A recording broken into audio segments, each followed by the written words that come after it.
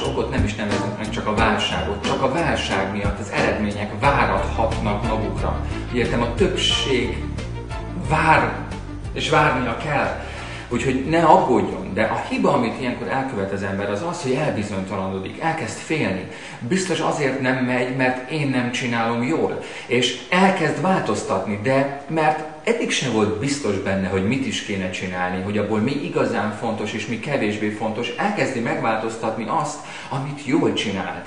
És hozzá se nyúl ahhoz, amit meg igazából változtatnia kellene. És kisiklatja a vonatját, amely igazából jó felé ment, csak még nem jutott célba, és aztán később, amikor már az idő eltelt, és a vevők elkezdenének reagálni, már egy kisiklott vonattal találkoznak, amire ezért nem lehet felülni. Úgyhogy a sziklaszilárd meggyőződés az internet marketing technológiájával, elveivel, módszereivel kapcsolatos létszükséglet, az alapok létszükségletet jelentenek a nehéz időkben. Az egyik, amivel segíteni fogunk az elkövetkező napokban, az ezeknek az alapoknak a megkérdőjelezhetetlen lerakása. És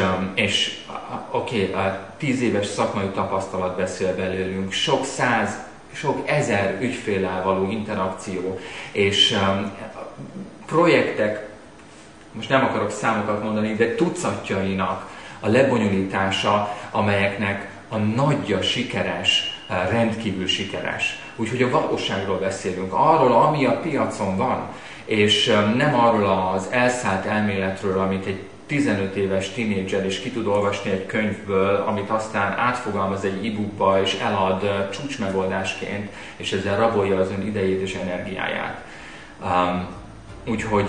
Úgyhogy remélem, hogy megkaptuk a figyelmét, és remélem, hogy az elkövetkező napokban velük tart.